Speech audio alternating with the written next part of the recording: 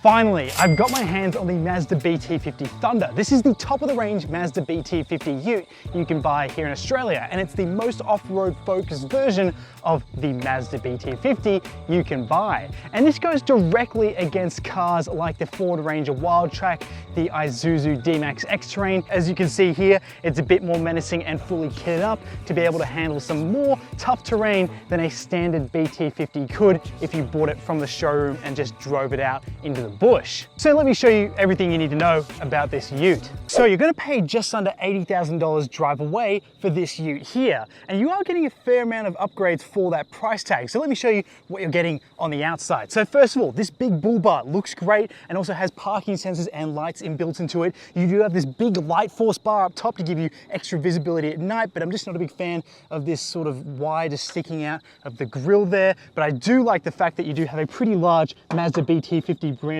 bash plate under there from factory. You do have these larger fender flares here. I'm not the biggest fan of the riveted look, and also not the fan of this just sort of cutting off here, but aside from that, it does give it a more beefy look. But then also this car didn't get an extra width added to it because, you know, the wheels are just sort of standard size, so it does sort of have a bit of overhang, which I'm not the biggest fan of. But I don't mind these black wheels here. They do look quite good, but again, I'd probably pick a different look, and also pick some probably off-road focused tires as well, because I think this is just a little bit too road orientated for a car that's intended to go off-roading. Now you do have these side skirts here, which are very good, and I do like how they look with the Mazda BT-50 logo there as well. And then you've also got this pretty mean looking sports bar, but then you have this very 2000s font type Thunder decal on the back. Not the biggest fan of that, and also I'd be a bit upset if my decal came with this little fold in it, which is just, you know, a little bit annoying, especially if you're paying over $80,000 for this truck. Now you get an electronic rolling tonneau cover here at the back, which is very useful.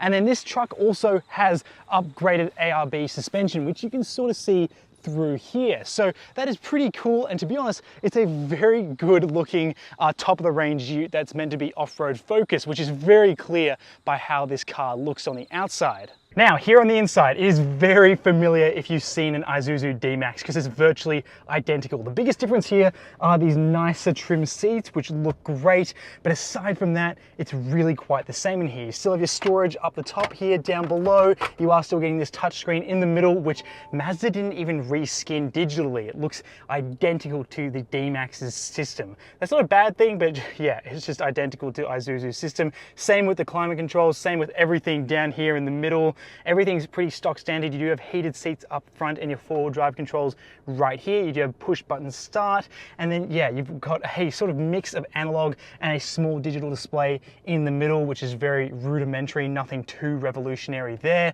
I don't mind the wheel, it's okay. It's pretty much exactly the same one you're gonna find on the Isuzu D-Max, except it's got a Mazda logo in the middle. Now, it's a pretty good interior, has plenty of features in here, like USB ports, like I said, your heated seats, all that, but there's nothing too extraordinary in here, especially when compared to something like the Ford Ranger and the Ford Everest. Those are just taking leaps and bounds, where this was amazing when it came out in 2021, but it's already starting to fall a little bit behind. Oh, and it's worth noting that you do have this BT-50 light force button that's been installed here to control that big light bar up front. You have your electronic brake controller here as well, which has a nice little graphic on it. And yeah, it's a nicely presented interior, but like I said, it's sort of lacking a bit on the advanced technology that you're going to see on the VW Amarok and what you see on the Ford Ranger.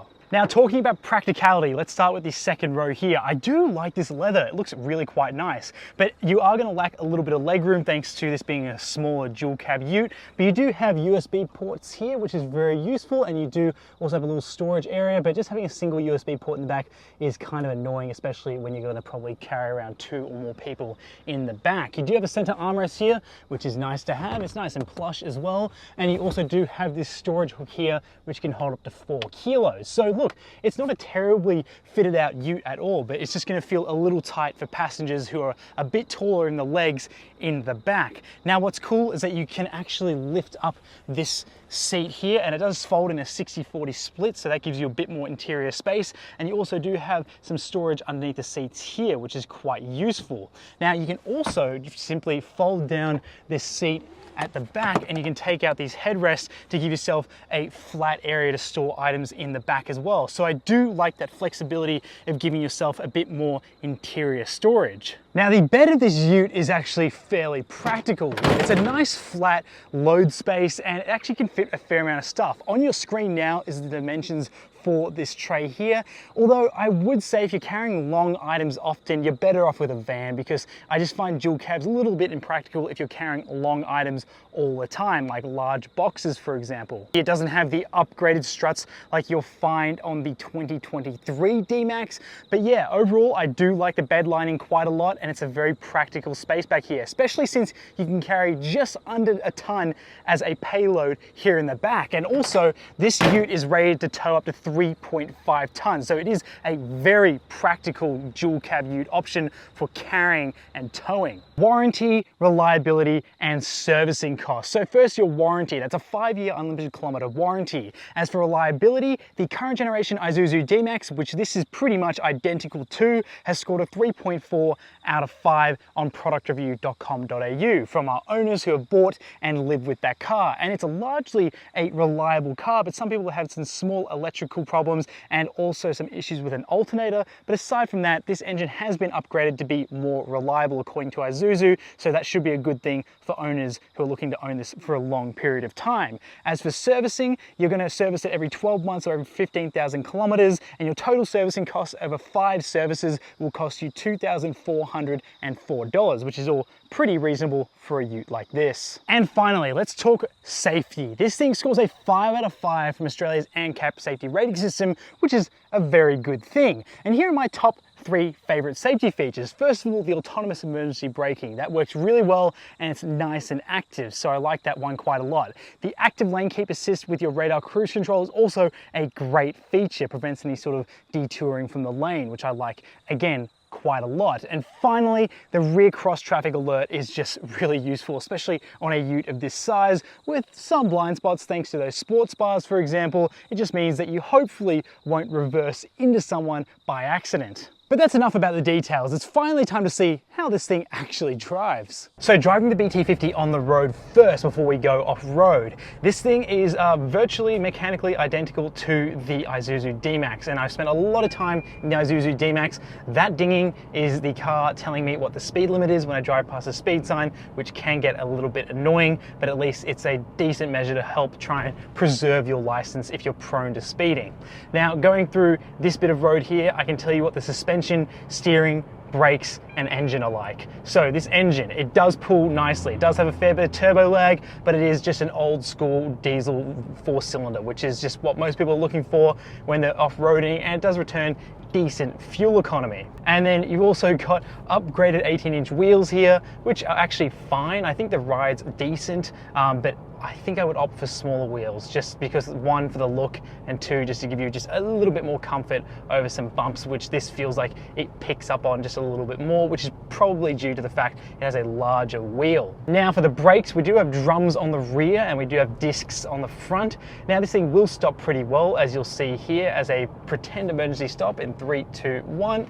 Oh, that ABS comes on nice, and yeah, even though this car doesn't have any load in the back, it doesn't want to skid all too much, which I can appreciate and like that quite a lot in this dual cab. And finally, the suspension. This has an ARB suspension upgrade kit fitted to it, so that means ARB leaf springs, ARB shocks, and I can tell you it makes a massive difference. I love the D-Max, but I thought the suspension could do with a bit of refinement. If you go to the aftermarket, which Mazda have done here with the BT-50 Thunder, yeah, it makes a huge difference here, and I can greatly appreciate the refinement here. It means that cornering and quick maneuverability just feels a little bit more flat, and it means I can just sort of go a bit faster over some uneven roads, and I feel like the car is coping a bit better rather than shaking me apart. So yeah, really like the suspension upgrade. That is a big note and a big change, and something I like a lot more than the Isuzu D-Max. But aside from that and the larger wheels, this car is virtually the same as a D-Max, which isn't a bad thing at all, because it was one of the best utes in 2021 when this came out, but now it's facing some fierce competition from the Ford Ranger and the new VW Amarok. Yeah, but aside from the wheels and also the suspension, this is virtually the same car as the D-Max, which isn't a bad thing at all because that still is a fantastic ute. And I really think the on-road driving manners are good here, but it's more important to see how these upgrades feel when you're going off-road. So you can switch from two-wheel drive to four-wheel drive up to 100 kilometers an hour, which is pretty useful. So it means you have to stop by the side of the road and then adjust your car. So I've done that while we're driving here, and now we're on our off-road test track. Now, the D-Max is a very capable car, so that means the BT-50 should be equally as capable off-road. Now, the biggest difference here is, yes, we do have that ARB suspension upgrade. So how much of a difference does that make? Well, noticeably back there, just then, that would have been a pretty bumpy ride on a D-Max, but here, it's a bit more soft. It's not completely ironed out, but it's a bit better. Now, as you travel a bit faster through here, those 18-inch wheels are just, you know, a little bit too big for my liking, I think. I think I'd like to go down to like a 17, and you could even push it to a 16, and just get an extra bit of meat on the tire wall, and even some off-road tires. I'm just not the biggest fan of these tires being the stock tires that you get from factory. I think it's just a bit of a cop-out. I think it'd be better off getting like a hybrid off-road tire. You don't have to get the full 33-inch package or whatever, but I just think it would be better to have something a little bit chunkier than these ones. So as we go through these ruts here, this car makes mincemeat thanks to its extra ride height. It's really like a non-issue with this car because it's just so tall off the ground, and also it's based on a very capable ute.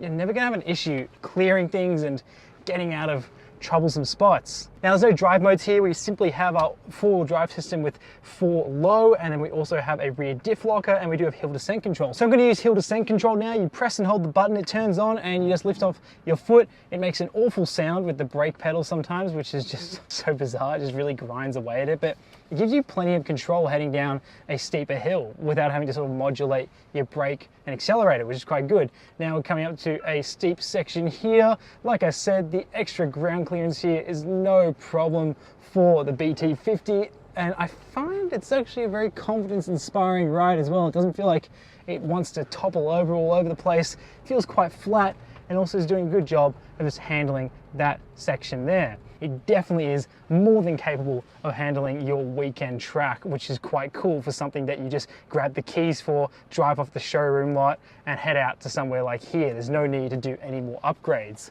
but I probably would look at upgrading my wheels and tires. So while it's not as tough and powerful as the new Ranger Raptor, I think you have a very serious contender against other utes like the Ford Ranger Wildtrak and also the Nissan Navara Warrior. So I definitely would highly recommend checking out this ute if you're looking for an off-road package that's just a bit beefier than your standard dual cab ute.